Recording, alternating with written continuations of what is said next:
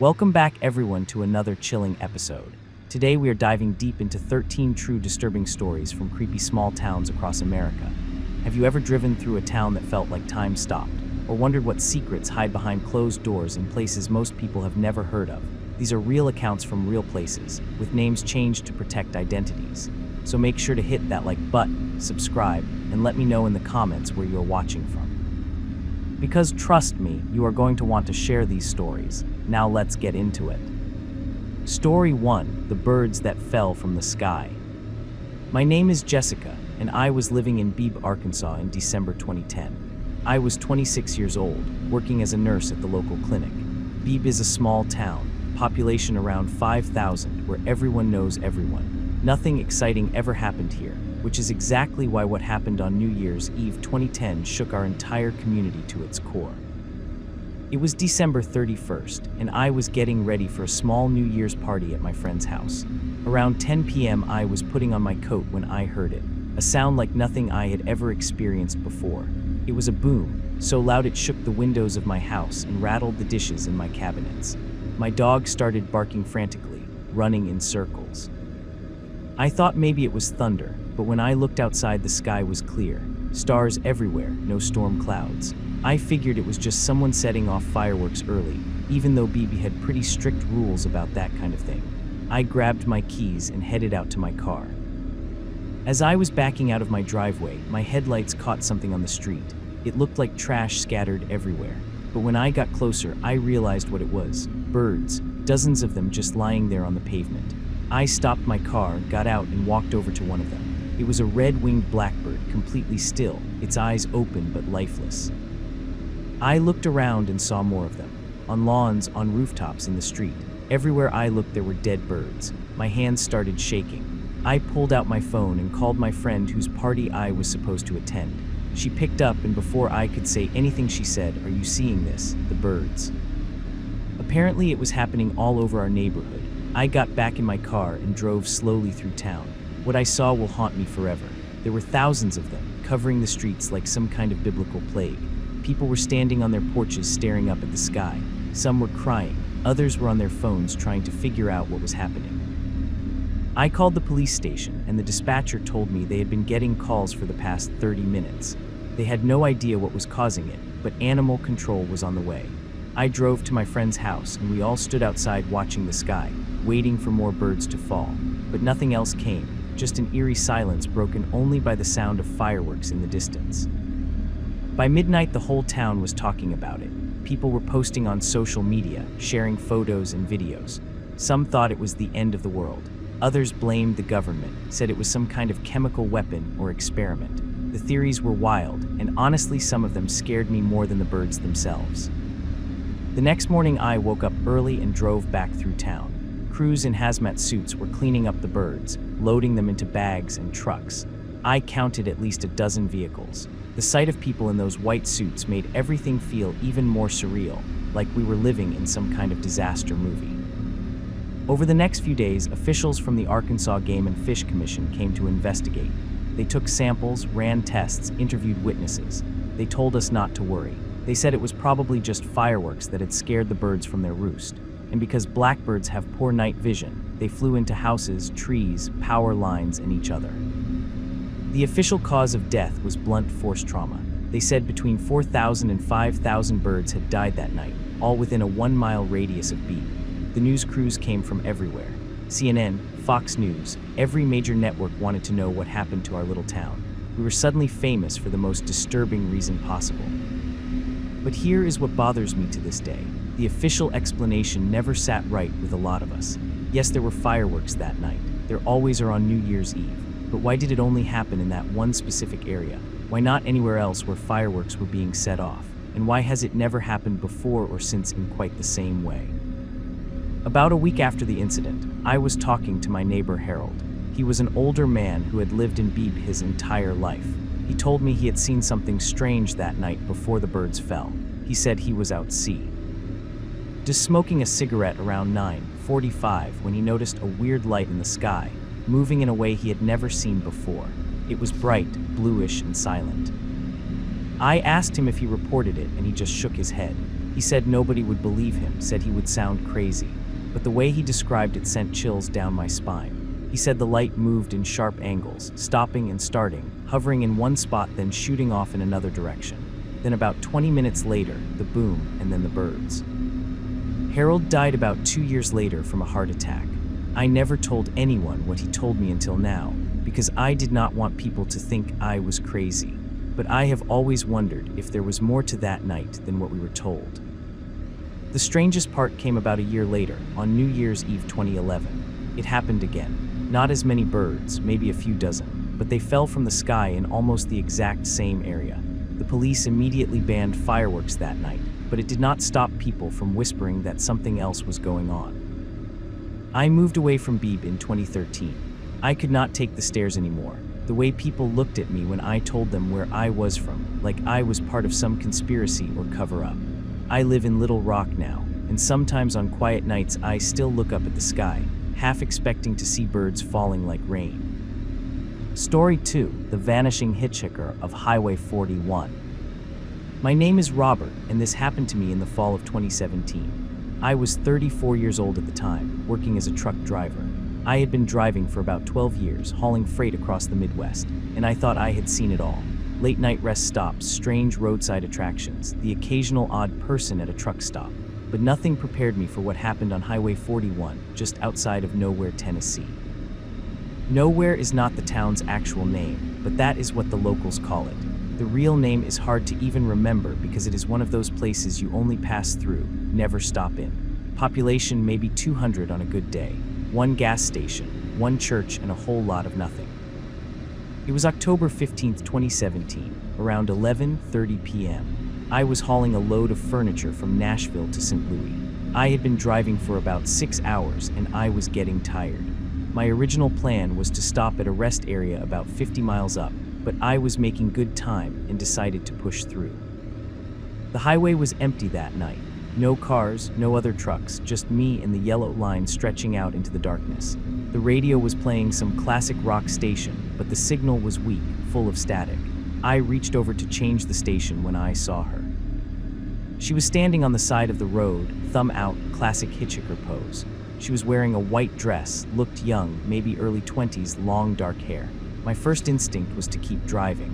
I mean, you do not pick up hitchhikers, especially not in the middle of nowhere late at night, but something made me slow down. Maybe it was the way she was standing so still, or the fact that there were no cars around for miles.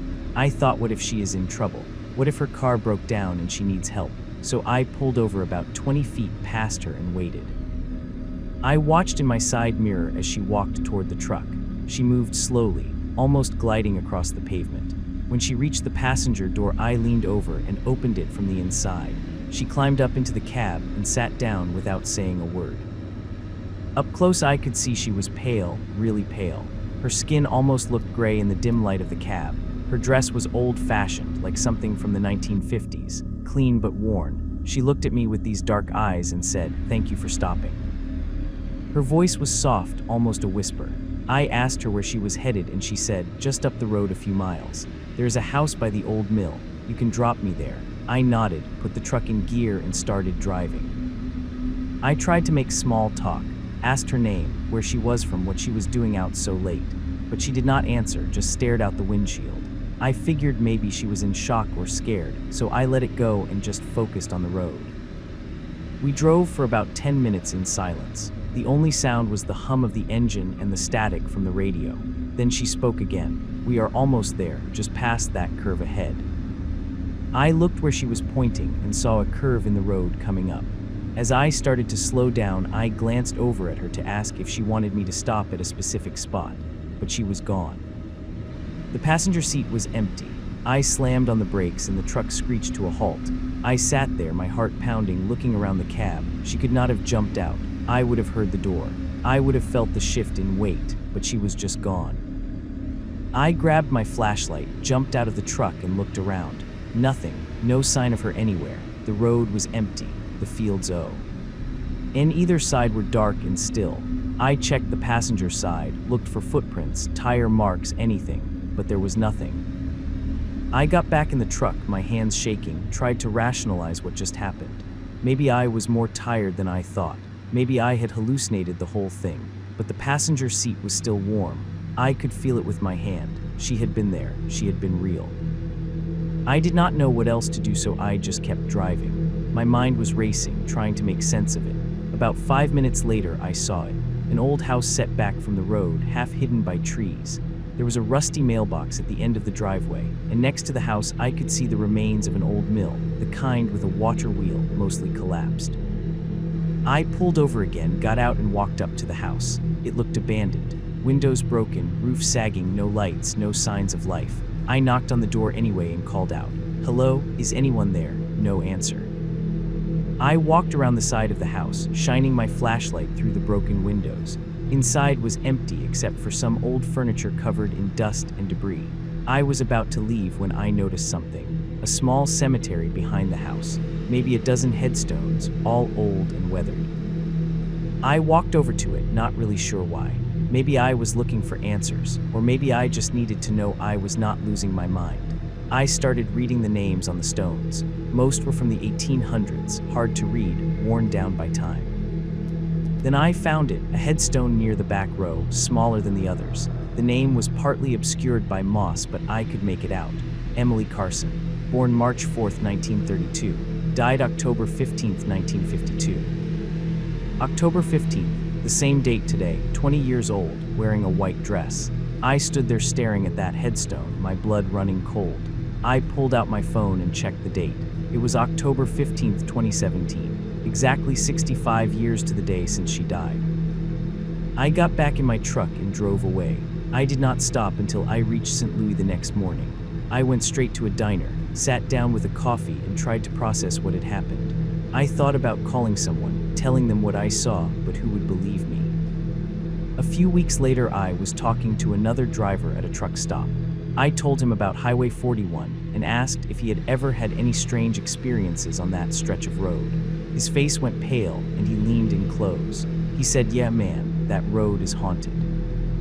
He told me he had heard stories from other drivers about a girl in a white dress who appears on the side of the road, always on October 15th, always asking for a ride to the old mill house. Some drivers said they picked her up and she vanished. Others said they saw her but kept driving. I asked him if anyone knew who she was, and he said the story goes she was killed in a car accident back in 1952, driving home from a dance. Her car went off the road near the mill, and she died on impact. Every year on the anniversary, people say she is looking for a ride home, trying to finish that last journey. I have not driven that stretch of Highway 41 since. If my route takes me through Tennessee, I take a different road, even if it adds an hour to my trip. I do not care. Some things you just do not mess with. And whatever I picked up that night, whatever sat in my truck and then disappeared, I do not ever want to experience that again. Story 3, The Basement in Prescott. My name is Amanda, and I grew up in Prescott, Wisconsin, a tiny town right on the Mississippi River, population about 4,000. Most people have never heard of it, and honestly that is probably for the best. What happened when I was 16 years old in 2008 has haunted me ever since. My best friend at the time was a girl named Kayla. We had been friends since elementary school, did everything together. That summer we were bored out of our minds like most teenagers in small towns. We had already been to the pool, the park, hung out at the gas station. There was nothing to do. One day in late July, Kayla came over to my house all excited. She said she had heard from her older brother that there was an abandoned house on the outskirts of town that people said was haunted. She wanted to go explore it. I was hesitant at first. I had never been the type to go looking for trouble, but she convinced me. She said it would be fun, an adventure. We waited until evening, around 7 p.m. when the sun was starting to set. We rode our bikes out to the edge of town, following the directions her brother had given us. The house was set back from the road down a long, overgrown driveway. You could barely see it from the street. When we got there, we left our bikes at the end of the driveway and walked up. The house was old, probably built in the early 1900s, 2 stories with peeling white paint and boarded up windows. The front porch was sagging, and there were no trespassing signs posted on the door. Kayla ignored the signs and walked. Ed right up and tried the door. It was locked, but she found a side window that had been broken. We climbed through carefully, avoiding the broken glass. Inside the house was dark and it smelled terrible, like mold and decay. We used our phones as flashlights. The main floor was mostly empty, just some old furniture covered in sheets and about an inch of dust on everything. We walked through the living room, the kitchen, the dining room, taking photos and laughing. Nervous laughter, the kind you do when you're scared but trying to act brave. Then Kayla found the basement door. It was in the kitchen, tucked away in a corner. She pulled it open and a blast of cold air hit us. The smell coming from down there was even worse than the rest of the house. It was dark down there, pitch black. I told her we should not go down. I said it was too dangerous, but Kayla was stubborn. She wanted to see what was down there. She said we had come this far, we might as well check it out. So against my better judgment, I followed her. The stairs were wooden and creaky. Every step felt like it might collapse under our weight. We went slowly, shining our phone lights ahead of us. When we reached the bottom, we found ourselves in a large basement with a low ceiling and a dirt floor. The walls were made of old stone, and there were thick wooden beams running across the ceiling. In the far corner, we could see what looked like an old coal furnace, and next to it some kind of workbench. But what caught our attention was the other side of the room. There were chains hanging from the ceiling, thick heavy chains with cuffs at the ends. On the floor beneath them were dark stains that looked like old dried blood. My heart started pounding. Kayla grabbed my arm and whispered, "We need to leave right now." But before we could move, we heard it. Footsteps above us, slow and heavy, walking across the floor directly over our heads. We froze, both of us too scared to move. The footsteps stopped right above us, and then we heard a voice, low and raspy. It said, "I know you are down there." Kayla screamed. We ran back to the stairs and started climbing as fast as we could. But halfway up, the basement door slammed shut. We reached the top and I grabbed the handle and tried to pull it open, but it would not budge. It was locked or stuck, or something was holding it from the other side. We were trapped. The footsteps started again, this time coming toward the basement door. I could hear them getting closer and closer. Kayla was crying, pounding on the door, screaming, "Let us out, please let us out." Then the footsteps stopped right on the other side of the door. There was silence for what felt like an eternity, and then the handle started to turn slowly from the other side. Both of us backed away from the door and pressed ourselves against the wall. The door creaked open and I expected to see someone standing there, but there was nothing, just the empty kitchen beyond. We did not wait to see what would happen next. We bolted up those stairs, ran through the kitchen, and dove out the broken window we had come through. We ran to our bikes and did not stop pedaling until we were back in town. When we finally stopped, Kayla looked at me and said, "We are never talking about this." She made me promise not to tell anyone, and for years I kept that promise. But about a month after that night, I was at the library doing research for a school project.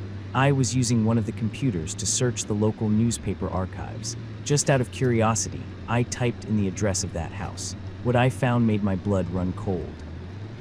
In 1986, the house had been the site of a murder. A man named Harold Jenkins had lived there alone.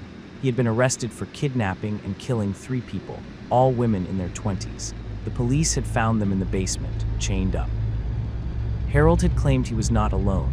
He said there was something else in that house with him, something that made him do it. The court did not believe him and ruled him insane. He died in prison in 1998, but the house had been abandoned ever since. No one wanted to buy it. No one wanted to go near it. I never told Kayla what I found. We drifted apart after high school and I have not seen her in years, but sometimes I think about that night, about the chains, the footsteps, the door opening by itself, and I wonder what would have happened if we had not gotten out. I still live in Prescott, but I avoid that road.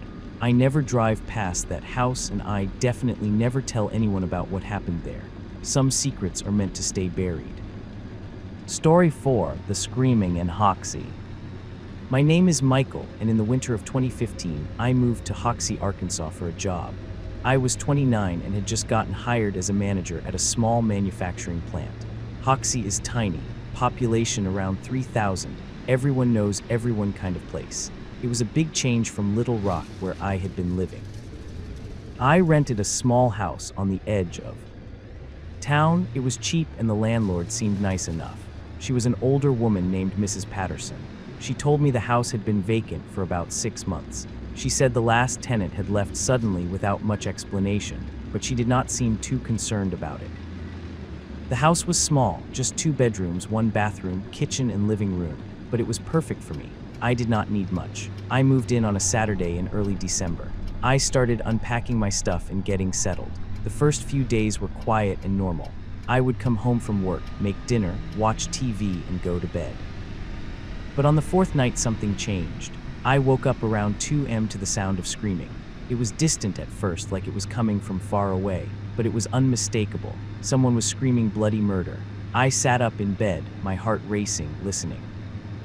The screaming continued, getting louder and closer. I got out of bed and went to my bedroom window and looked out. The street was empty. No lights on in any of the neighboring houses. Nothing. I grabbed my phone and thought about calling the police, but I did not want to seem paranoid on my fourth night in a new town.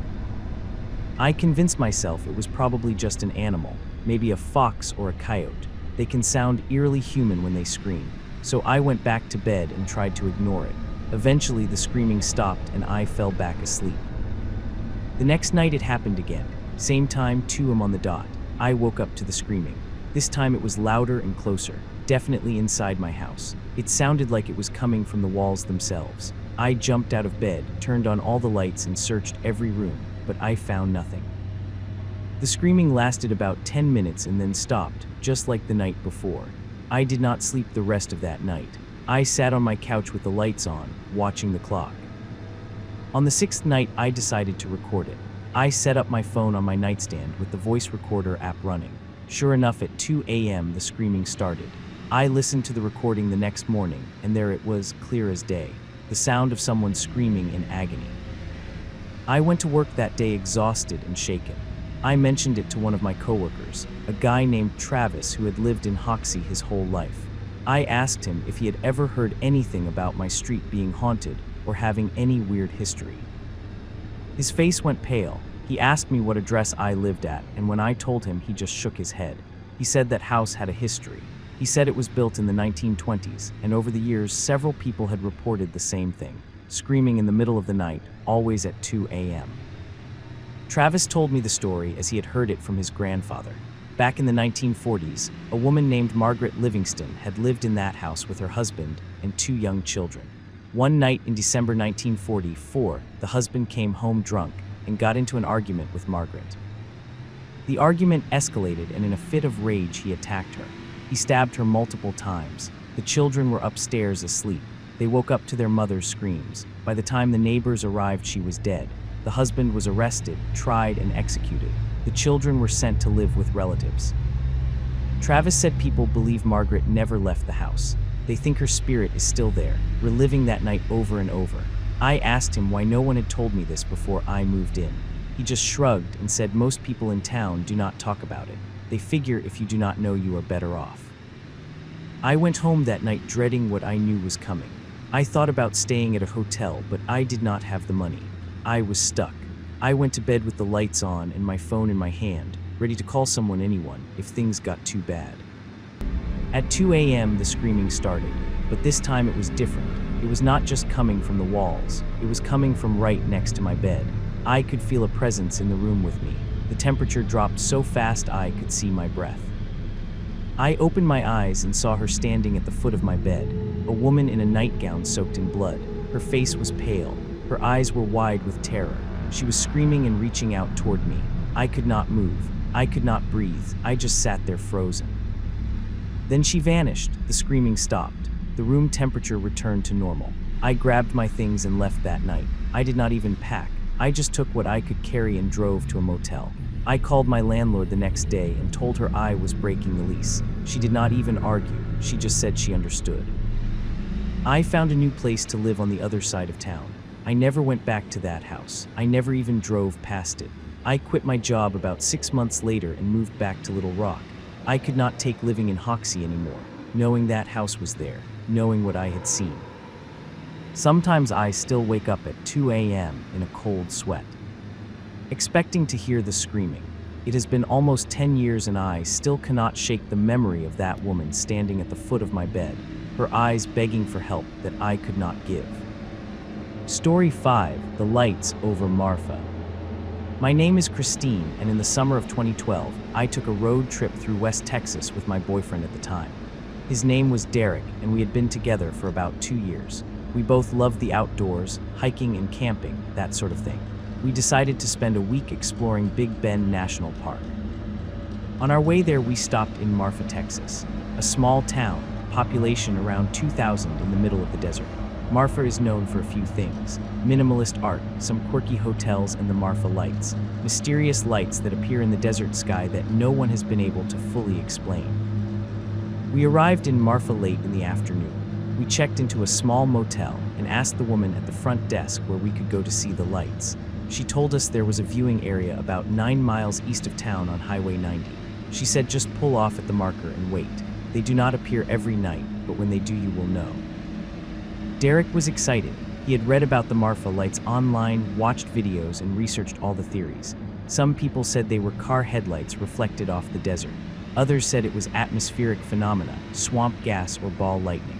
But there were also people who believed they were something else: UFOs, ghosts, something unexplained. We drove out to the viewing area around 9 p.m. It was a clear night with no clouds. The desert stretched out in every direction, flat and empty. There were a few other people there, a couple with binoculars and a family with young kids, all of us waiting. We sat on the hood of our car looking out at the horizon. For the first hour, we did not see anything, just the stars and the occasional car passing on the highway. I was starting to think it was a bust, but Derek insisted we stay a little longer. Then around 10:15 I saw it. A small light appeared in the distance just above the horizon.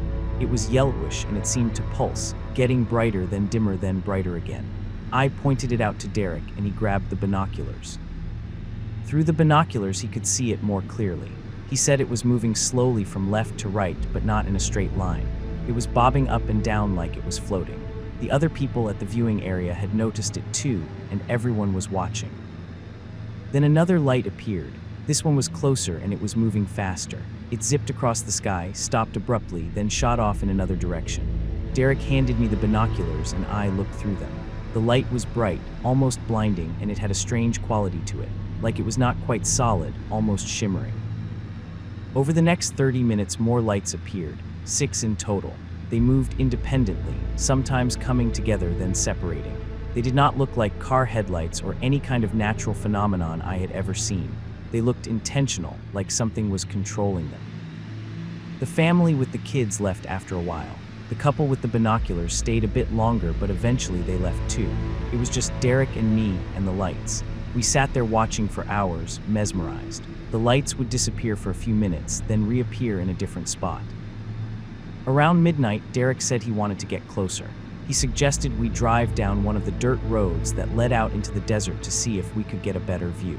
I was hesitant. It was late and we were in the middle of nowhere, but he convinced me and said it would be fine.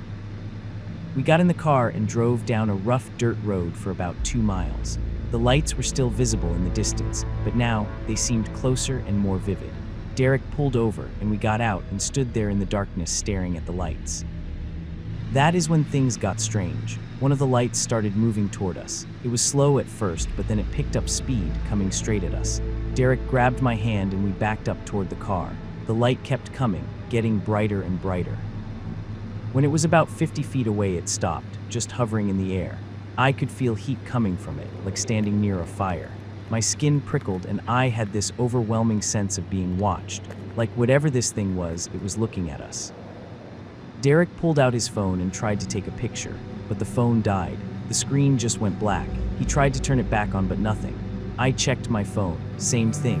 Dead. Both of our phones had been fully charged. The light started to change color, from yellow to orange to red. Then it split into 2 lights and they began circling us, moving faster and faster. I could hear a sound now, a low humming that seemed to vibrate through my entire body. I yelled at Derek that we needed to leave. He did not us. We jumped in the car and he turned the key. The engine would not start. He tried again. Nothing. The car was completely dead. The lights were still circling us, getting closer. The humming got louder, almost deafening.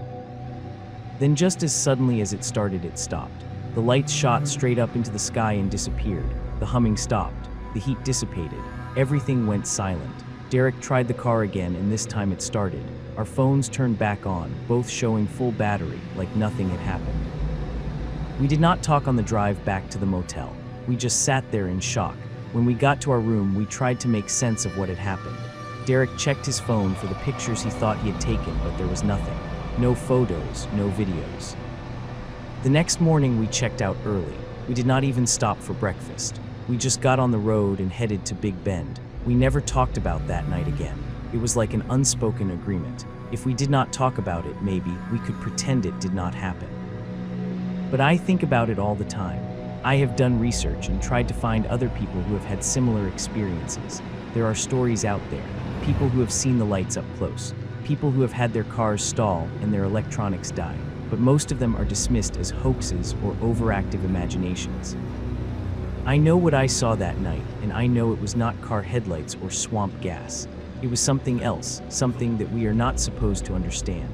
I have never been back to Marfa, and I never will. Story 6, The Doll in the Window. My name is Natalie, and I lived in Point Pleasant, West Virginia from 2009 to 2013. Point Pleasant is famous for one thing, the Mothman, a strange creature that was reportedly seen by multiple people in the 1960s, right before the collapse of the Silver Bridge, which killed 46 people. I moved there for college, attending a small school nearby. I rented a cheap apartment downtown on Main Street. It was an old building, probably built in the 1920s with hardwood floors, high ceilings, and these big windows that looked out onto the street. The apartment was on the second floor. When I first moved in, I noticed something odd in the window of the building across the street. There was a doll sitting on the windowsill staring out. It was an old porcelain doll with a white dress and curly blonde hair. Its eyes were open and glassy, and it just sat there facing my building. I did not think much of it at first. I figured it was just some quirky decoration. The building across the street looked abandoned. The windows were dirty, some were cracked, and I never saw anyone going in or out. But after a few weeks, I started to notice something strange. The doll moved. Not every day, but every few days it would be in a different position. Sometimes it was facing left, sometimes right. Sometimes it was sitting, sometimes it was standing, propped up against the glass. I mentioned it to my roommate, a girl named Lisa. She laughed it off and said maybe someone was messing with me, pulling a prank. But I knew that building was empty. There was no one there. One night in late October, I was up late studying for an exam. It was around 1 a.m., and I took a break and walked over to my window to look outside. The street was empty and quiet. The only light was from the street lamps, and then I saw it. The doll was in the window like always, but this time it was looking directly at me. I mean, really looking at me. Its head was turned at an angle that should not have been possible for a doll, and its eyes seemed to follow me as I moved. I stepped to the left, and the doll seemed to shift ever so slightly, like it was tracking my movement. I told myself I was tired and seeing things, but the next morning I looked out the window again, and the doll was in a completely different spot. Now it was on the floor of the window, pressed up against the glass, like it was trying to get out. Over the next few weeks, the doll continued to move, and I became obsessed with it. I started documenting it, taking photos every day and comparing them. The doll was definitely moving, and there was a pattern to it. It was getting closer to the edge of the window, closer to the glass. Lisa started to get creeped out too. She stopped sleeping in her room, which faced the street, and started sleeping on the couch. She said she kept having nightmares about the doll, that it was in her room watching her. One night in early November, we decided we had to do something. We could not keep living like this, so we grabbed flashlights and walked across the street to the abandoned building. The front door was boarded up, but around the side we found a window that was broken. We climbed through. Inside the building was a mess. Water damage, rotting wood, debris everywhere. We made our way up the stairs to the second floor to the room where the doll was. The door was closed but not locked. I pushed it open, and we stepped inside. The room was empty except for the doll. It was sitting on the windowsill facing my apartment, just like I had seen it. But up close it looked even worse. The paint on its face was cracked. Its dress was filthy, and there was something written on the back of its neck in faded ink.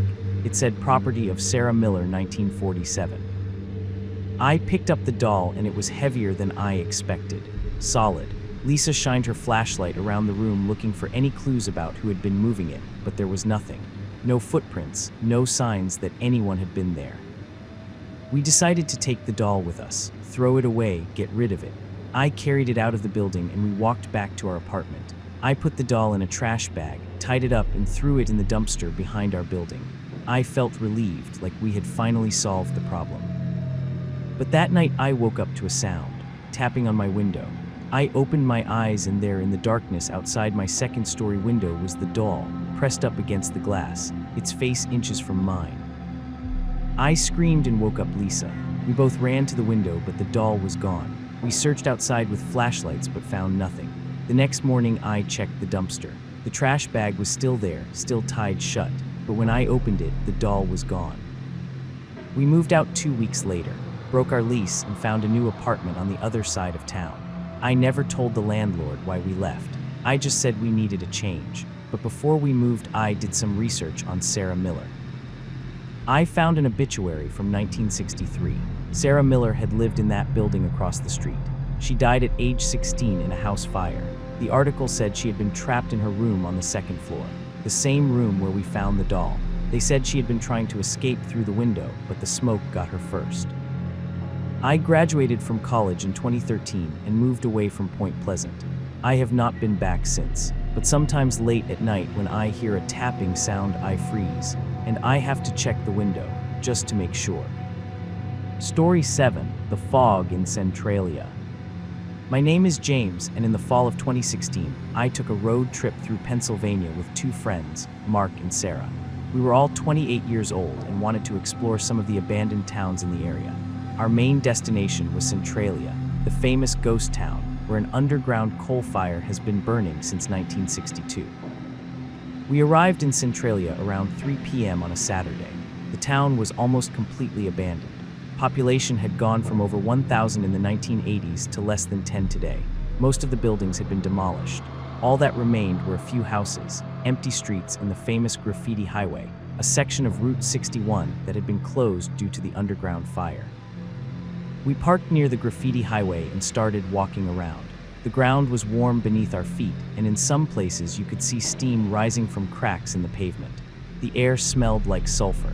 It was eerie but fascinating. We took photos and explored for about an hour. Around 4:30 p.m., a fog started to roll in. It was thick and came out of nowhere. Within minutes, we could barely see 20 feet ahead of us. Mark suggested we head back to the car, but when we turned around, we realized we had wandered farther than we thought. We could not see the car anymore. We started walking in what we thought was the right direction, but the fog kept getting thicker. Sarah pulled out her phone to use the GPS, but it was not working. No signal.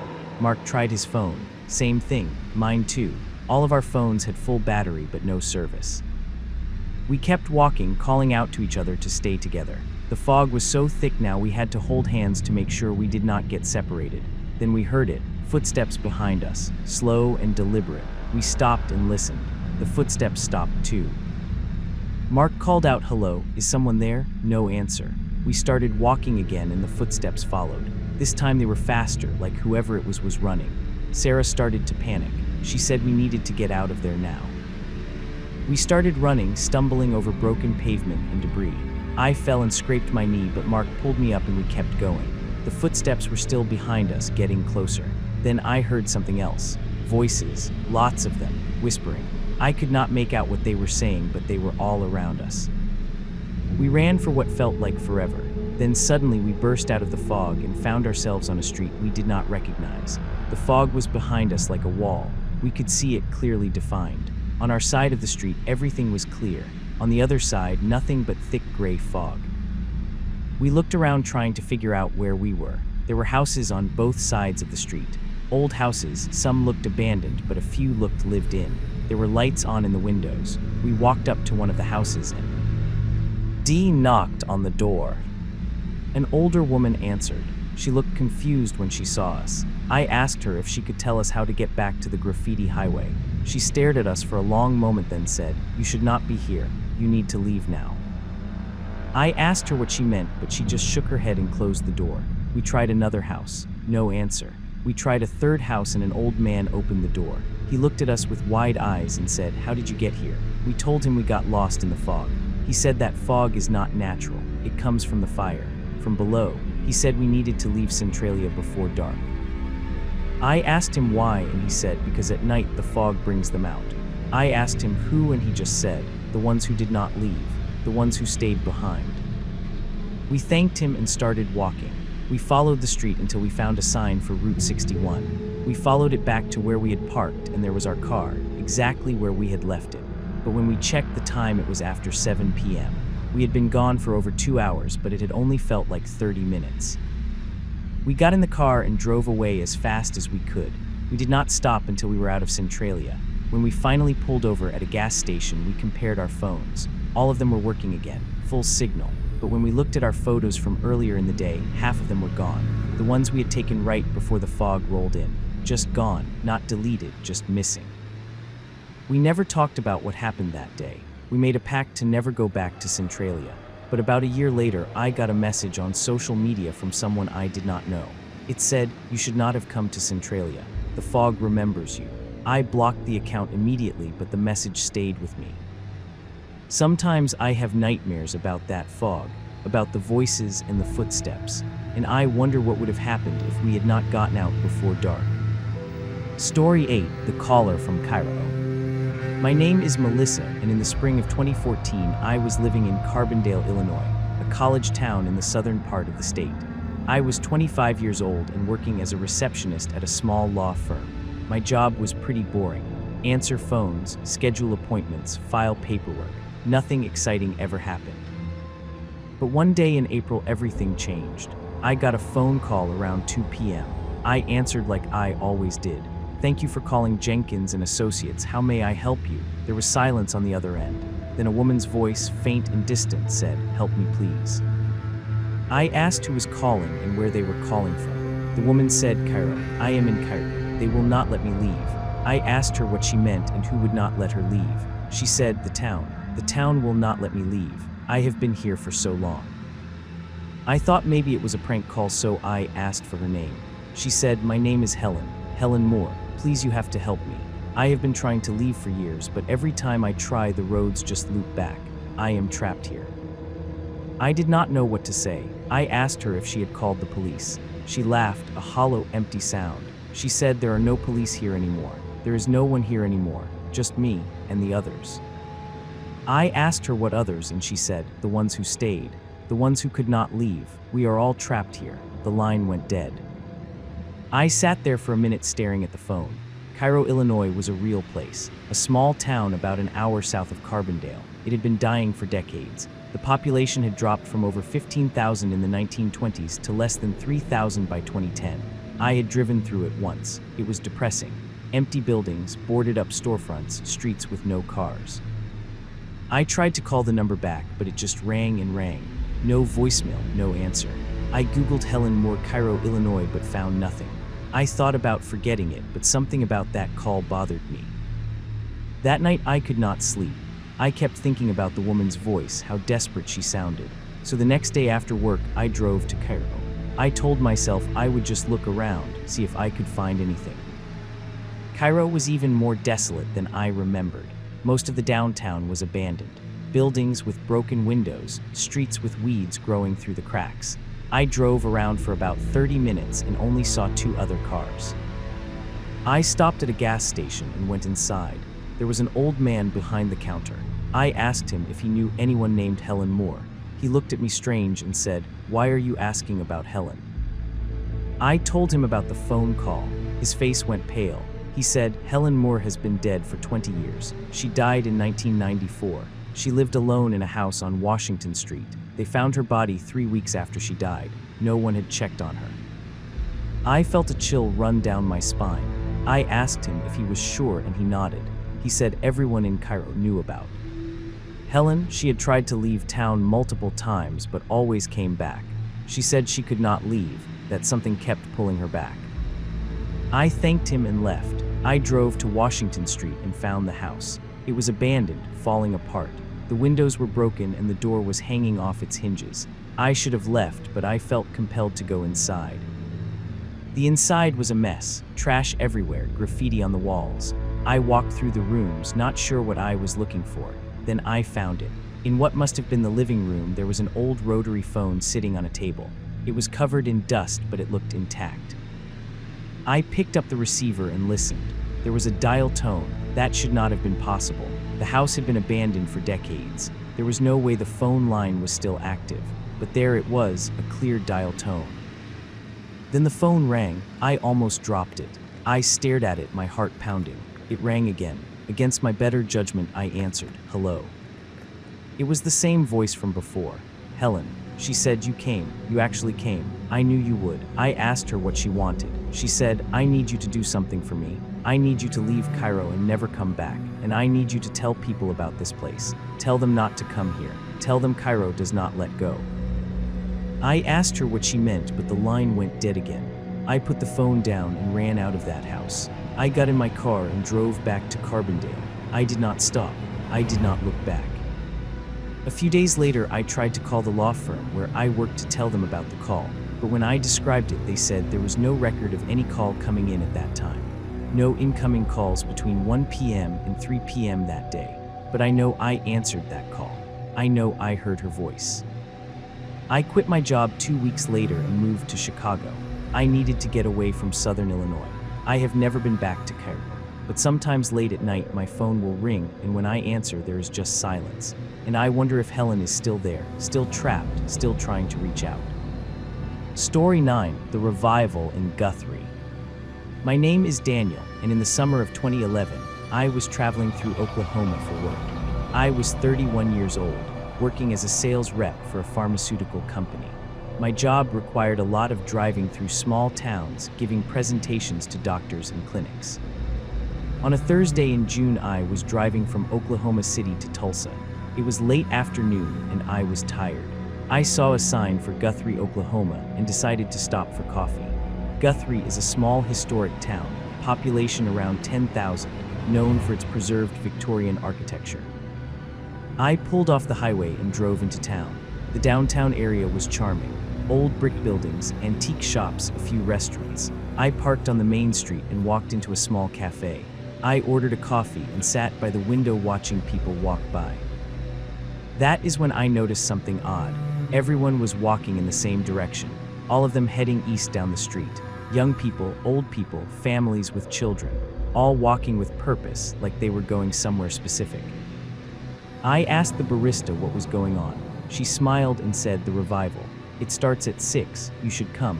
I asked her what kind of revival, and she said it is a special service. Happens every year. Everyone in town goes. I was not particularly religious, but I was curious. I had some time before I needed to get to Tulsa, so I decided to check it out. I finished my coffee and followed the crowd.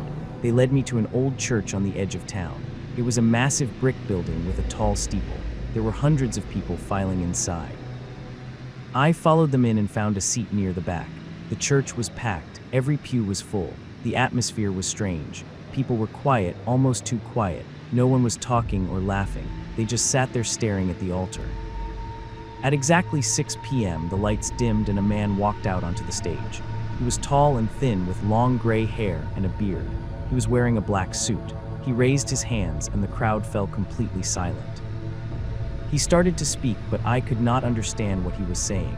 It was not English. It was not any language I recognized, but the crowd seemed to understand.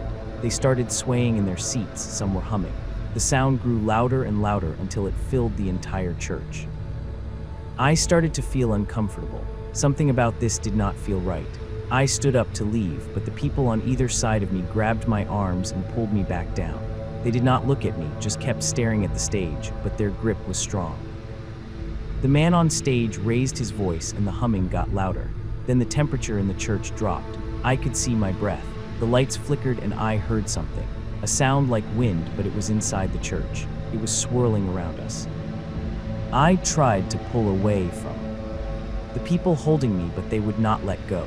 The man on stage pointed at the crowd and said something in that strange language. The crowd responded in unison, repeating his words. Then I saw it, shadows moving along the walls, dark shapes that did not match any person in the room. They were moving toward the altar, toward the man on stage. He raised his arms higher and the shadows converged on him. They swirled around him like smoke and then they spread out into the crowd. I felt something cold touch my shoulder. I turned and saw one of the shadows right next to me. It had no face, no features, just darkness. I screamed and finally managed to break free from the people holding me. I ran down the aisle toward the door. I could hear footsteps behind me, but I did not look back. I burst through the church doors and ran to my car. I fumbled with my keys, got in and started the engine. As I was pulling away, I looked back at the church. Every single person was standing outside now, hundreds of them all staring at me, not moving, just watching. I drove out of Guthrie as fast as I could. I did not stop until I reached Tulsa. That night, I tried to find information about the revival online, but there was nothing. No mention of any annual event in Guthrie. No church services scheduled for that date. The next day, I called the Guthrie Chamber of Commerce and asked about the church. The woman who answered said there was no church matching that description in Guthrie. I described the location, and she said that area had been vacant for years. There was an old church there once, but it burned down in the 1980s. I told her I had just been inside it the night before. There was a long pause. Then she said, "Sir, that is not possible." I asked her why, and she said because several people have reported seeing that church over the years. But when authorities go to check, it is never there, just an empty lot. I hung up and sat there trying to process what she had said. I pulled up Google Maps and looked at the area where the church had been. She was right. It was just an empty lot with overgrown grass. I have never been back to Guthrie. I changed my sales route to avoid it. But sometimes I have dreams about that night, about the shadows and the humming and the hundreds of people standing outside watching me leave, and I wonder what would have happened if I had not run. Story 10: The Well in Broken Bow. My name is Ashley, and in the fall of 2019, I moved to Broken Bow, Oklahoma for a teaching job. I was 27 years old, and this was my first real teaching position. I was excited and nervous. Broken Bow is a small town in southeastern Oklahoma, population around 4,000, surrounded by forests and lakes. I rented a small house on the outskirts of town. It was old but charming, 2 bedrooms, a small kitchen, and a big backyard. The landlord was an older woman named Mrs. Hensley. She was sweet and gave me a good deal on the rent. I moved in on a Sunday in August. I spent the day unpacking and setting up. That evening, I decided to explore the backyard. It was bigger than I thought, probably half an acre, mostly overgrown with tall grass and weeds. At the far back corner, I found something interesting, an old stone well. The well was maybe 4 feet wide with a low stone wall around it. There was a wooden cover over the top held down with rocks. I walked over to it and moved the rocks and lifted the cover. I looked down into the well, but it was too dark to see the bottom. I dropped a small rock in and listened. I counted to 5 before I heard a faint splash. I thought it was cool, like something out of a fairy tale. I took a photo and sent it to my friends back home. That night, I went to bed feeling good about my new place. But around 3 a.m., I woke up to a sound. It was faint at first, a voice calling my name, "Ashley, Ashley." I sat up and listened. It was coming from outside. I got out of bed and went to the window. The backyard was dark, but I could see the outline of the well in the moonlight. The voice came again, "Ashley, come here." It was a woman's voice, soft and pleading. I should have been scared, but I felt drawn to it. I put on my shoes and walked outside. The grass was wet with dew and the air was cold. I walked to the well and looked down. I could not see anything, but I could hear her. She was down there. "Help me, please. I have been down here so long. Please help me." I asked who she was. She said, "My name is Mary. I fell in. I cannot get out. Please help me." I looked around for a rope or something to lower down, but there was nothing. I told her I would go get help and call 911. But as I turned to leave, she screamed, "No, do not leave. They will not believe you. They never believe. Please just stay with me. Talk to me. I have been alone for so long." I did not know what to do. Part of me wanted to run inside and call for help, but another part of me felt bad for her. So I sat down on the edge of the well and talked to her. I asked her how long she had been down there. She said, "I do not know anymore. Time does not work the same down here. It could be days or years or lifetimes." We talked for about an hour. She told me about her life.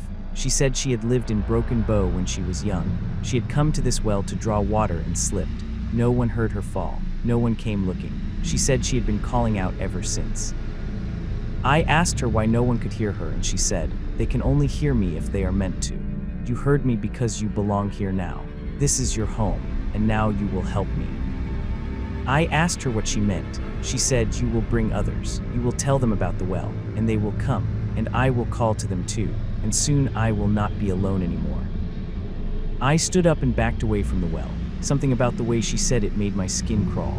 I said I had to go, and I turned and ran back to the house. I locked the door and got back in bed, but I could not sleep. I could still hear her voice faintly in the distance calling my name. The next morning I went outside to check the well. The wooden cover was back in place with the rocks on top. I had not put it back. I lifted it again and called down, "Hello, Mary?" No answer, just silence. I went to work that day and mentioned the well to one of my coworkers. She looked at me strange and said, "You need to cover that well and never go near it again." I asked her why, and she said there were stories about that well. People had heard voices coming from it before. Some people said a girl named Mary had fallen in decades ago, but when they searched the well, they never found a body. I asked her what happened to the people who heard the voices. She said some of them moved away, some of them stayed, and the ones who stayed eventually stopped talking about it. They just sat in their yards at night staring at the well. I went home that day and filled the well. I spent the whole weekend shoveling dirt and rocks into it until it was completely covered. Then I planted grass seed over it. I never told anyone else about what I heard. But sometimes at night I still hear her, faint and distant, "Ashley, Ashley," and I have to turn on music or the TV to drown her out. I only have 6 months left on my lease, and then I am leaving Broken Bow. I am never coming back. Story 11, The Broadcast from Alliance. My name is Eric, and in the winter of 2018, I was driving through Nebraska for a work trip. I was 33 years old, working as an auditor for a regional accounting firm. My job required me to visit small town businesses to review their books. It was January, and I was driving from Scottsbluff to North Platte. The route took me through Alliance, Nebraska, a small town of about 8,000 people in the northwestern part of the state. It was late afternoon, and I was tired, so I decided to stop in Alliance for the night. I checked into a small motel on the edge of town. It was one of those old roadside motels from the 1960s. The room was basic but clean. I dropped my bags, grabbed my laptop, and went to get some dinner. I found a small diner downtown and had a burger and fries. The place was mostly empty, just me and a few locals. After dinner, I went back to my room and tried to get some work done. I turned on the TV for background noise. I was flipping through channels when I landed on a local access channel. There was a man sitting at a desk reading the news. The broadcast looked old, like it was from the 1980s. The video quality was grainy and the colors were washed out. The man was wearing a brown suit and glasses. He was reading from a piece of paper in a monotone voice. He was talking about local events, a bake sale at the church, a high school basketball game, road construction on Highway 2, normal small town stuff. I was about to change the channel when he said something that made me stop. He said, "And in other news, the visitor arrived today. The council has decided to proceed with the offering. All residents are reminded to stay indoors after sunset until further notice." I sat up and stared at the TV. The man continued reading as if he had just announced the weather. He moved on to the next story about a fundraiser for the fire department, but he did not mention the visitor again. I changed the channel, but every channel had the same broadcast, the same man reading the same news. I turned off the TV and grabbed my laptop. I searched for Alliance, Nebraska news, but found nothing about any visitor or offering. I tried to go to sleep, but I could not stop thinking about what I had heard. Around midnight, I heard sirens. I looked out the window and saw police cars driving through town. Their lights were flashing, but their sirens stopped after a few minutes. Then everything went quiet. I decided to go outside and see what was happening. The parking lot was empty. The street was dark. All the streetlights were off. I walked toward the main road, and that is when I saw them. People were walking down the street, hundreds of them, all heading in the same direction. They were silent. No one was talking. They just walked. I called out to them, but no one responded. They did not even look at me. I followed them from a distance. They walked for about 10 minutes until they reached the edge of town. There was a large field, and in the middle of it was a structure. It looked like a stage or a platform. There were lights around it, but I could not tell where the lights were coming from. The crowd gathered around the platform and stopped. They all stood there facing it, waiting. Then a figure appeared on the platform. It was tall, impossibly tall, maybe 10 or 12 feet. It was wearing something dark that looked like a robe or cloak. I could not see its face. The figure raised its arms and the crowd responded. They all raised their arms in unison. Then they started to hum, a low, deep sound that vibrated through the air. The figure moved its arms in a strange pattern and the humming changed pitch. This went on for maybe 20 minutes. Then the figure lowered its arms and pointed to someone in the crowd. A woman walked forward and climbed onto the platform. She stood next to the figure and it placed a hand on her head. I could not see what happened next because the lights got brighter and I had to look away. When I looked back, the woman was gone and the figure was walking off the platform. The crowd turned and started walking back toward town. I ran back to my motel and locked the door. I did not sleep that night. I just sat there watching the parking lot waiting for morning. At sunrise, I checked out and drove away from Alliance as fast as I could. When I got back to my office, I tried to find information about what I had seen. I searched for Alliance Nebraska rituals, Alliance visitor, anything, but there was nothing. I even called the Alliance Police Department and asked if there had been any unusual activity that night. They said no, just a quiet night. I told myself I had imagined it, that I had been stressed and tired and my mind was playing tricks. But a year later, I was going through some old files and found a newspaper article from 1952. It was from the Alliance Times-Herald. The headline said annual offering ceremony deemed success by town council. The article was short. It said the town had continued its tradition of the midwinter offering and the visitor had accepted the tribute. It thanked the volunteer for their service to the community, but it did not say what the offering was or who the visitor was. I have never been back to Alliance. I have never driven through Nebraska again. I requested a transfer to a different region, and now I work on the East Coast. But sometimes late at night, I think about that figure on the platform and the woman who walked forward, and I wonder what happened to her. Story 12, The Library in Picher. My name is Lauren, and in the spring of 2015, I was doing research for my master's thesis. I was 26 years old studying environmental science at Oklahoma State University. My thesis was about toxic towns and their impact on public health. One of my case studies was Picher, Oklahoma. Picher was a lead and zinc mining town that had been completely evacuated in 2009 due to environmental contamination. The ground was full of lead and the water was poisonous. By 2010, the population had dropped to zero. It was a ghost town. I drove to Picher on a Saturday in April. I wanted to take photos and collect samples. The town was eerie. Empty buildings, overgrown streets, sinkholes everywhere. I walked around for a few hours taking notes and photos. Around 3 p.m. I found the old public library. It was a small brick building that was still mostly intact. The door was unlocked, so I went inside.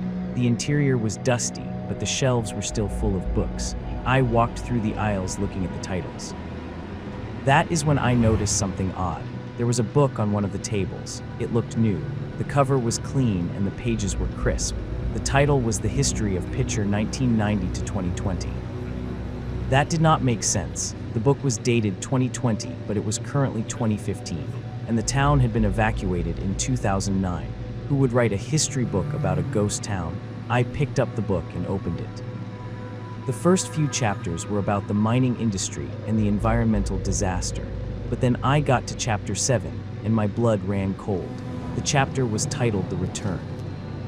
It described how in 2018 people started coming back to Picher, not the original residents but new people. They came from all over. They said they were drawn to the town. They said it called to them. The book described how these new residents rebuilt Picher. They cleaned up the contamination somehow. They reopened the schools and businesses. By 2020, the population was back up to 1,000. But there was something wrong with the new Picher. The book described strange rituals, people gathering in the old mine shaft. As at night, children speaking in languages that no one recognized, animals avoiding the town completely. The last chapter was titled The Price. It described how the new residents had made a deal with something that lived deep in the mines, something that had been waiting for years. The deal was simple. They could live in Picher and they would be protected. But every year on the anniversary of the evacuation, they had to send someone down into the mines, and that person would never come back. I closed the book and looked at the publication date again, 2020, 5 years in the future. This had to be a prank or some kind of art project. I decided to take the book with me to show my advisor. But when I went to pick it up, it was gone. I looked around the table, checked the floor, searched the nearby shelves. The book had disappeared. I spent another 20 minutes looking for it, but it was nowhere. I left the library feeling confused and unsettled. I walked back to my car, and as I was leaving Picher, I looked in my rearview mirror. There was someone standing in the middle of the street, a woman. She was just standing there watching me drive away. I got back to campus and tried to forget about the book. I focused on my research and writing, but in 2018, I was reading the news and saw an article about Picher. It said a group of people had petitioned to reopen the town. They called themselves the New Pioneers. They said they wanted to rebuild Picher and prove it could be done safely. The article included interviews with some of the group members. They all said the same thing. They felt called to Picher. They said it was like something was pulling them there. I tried to find more information, but the story disappeared. No follow-up articles, nothing on social media. It was like the whole thing had been erased. I graduated in 2016 and moved to Colorado. I do not do environmental research anymore. I changed careers completely, but sometimes I wonder if that book was real. And if it was, then what is happening in Picher right now in 2026? Has the population really returned? And if they have, what price are they paying? Story 13, The Parade in Thurmond. My name is Kevin, and in the summer of 2013, I was traveling through West Virginia with my girlfriend at the time. Her name was Jessica, and we were both 29. We were on a road trip exploring small towns and taking photos. Jessica was a photographer, and she loved finding abandoned places. We had heard about Thurmond, West Virginia, a tiny town that had once been a booming coal town, but was now almost completely abandoned. The population was down to 5 people. The town had a historic train depot and some old buildings that Jessica wanted to photograph. We arrived in Thurmond on a Sunday afternoon in July.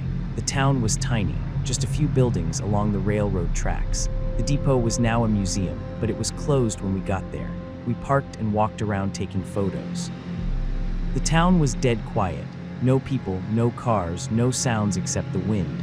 Jessica was excited. She said it was perfect for photos. We spent about an hour exploring and then decided to have a picnic lunch by the river. We were sitting on a bench eating sandwiches when we heard it. Music, faint at first but getting louder. It sounded like a marching band. Jessica and I looked at each other confused. We stood up and walked back toward the main street. That is when we saw it, a parade coming down the street toward us. There were people marching in old-fashioned clothes, women in long dresses and hats, men in suits, children waving flags, and in front was a marching band playing patriotic music. We stood there stunned. Jessica grabbed her camera and started taking photos. I asked her if she knew what was going on. She shook her head. Neither of us had seen any signs about a parade or festival. The parade passed right by us. The people were smiling and waving. Some of them waved at us. I waved back. The whole thing lasted about 10 minutes. The parade marched down the street, turned a corner, and disappeared. Jessica was thrilled. She said she had gotten amazing photos. We walked back to the car and decided to drive to the next town to find a place to stay for the night. As we were leaving Thurmond, I mentioned the parade to Jessica. I said it was lucky we had been there to see it. She looked at me confused. "What parade?" she said. I laughed and said, "The parade we just saw, the marching band, the people in old clothes." She stared at me. "Kevin, we did not see a parade. We had lunch and then we left." I insisted we had just seen it. She said I was joking, but I could tell she was serious. She genuinely did not remember the parade. I described it to her in detail. The band, the people waving, everything. She said I was scaring her and asked me to stop. We drove in silence for a while. Then I remembered her photos. I asked her to show me the pictures she had taken of the parade. She pulled over it. We looked through her camera. There were no photos of any parade, just pictures of empty buildings and railroad tracks. I could not explain it. I knew what I had seen. It had been real, but Jessica had no memory of it and there was no proof. We did not talk about it for the rest of the trip. When we got home, I did some research on Thurmond. I found out that the town used to have annual parades back in the early 1900s. There were photos online of parades from 1912, 1925, 1938. The people in those photos were wearing the same kind of clothes I had seen, the same long dresses and suits. I also found stories from other visitors to Thurmond. Some of them reported seeing strange things, people who were not there, buildings that appeared and disappeared, sounds from the past. One article mentioned that Thurmond was stuck in time. The town had declined so fast that it never really modernized, and some people believed that the past had left an imprint on the town, that if you were there at the right time, you might see echoes of what used to be. Jessica and I broke up a few months later. We never talked about that day again, but I know what I saw. I saw a parade in a ghost town. I saw people who had been dead for decades, and I wonder if anyone else has seen it too. And those were 13 true disturbing stories from creepy small towns across America. If you enjoyed this video, make sure to hit that like button, subscribe to the channel, and share this with your friends. Let me know in the comments which story creeped you out the most. And if you have your own small town horror story, I would love to hear it. Thanks for watching. And remember, the next time you drive through a small town that seems a little too quiet, pay attention. Because you never know what secrets might be hiding just beneath the surface. Until next time, stay safe out there.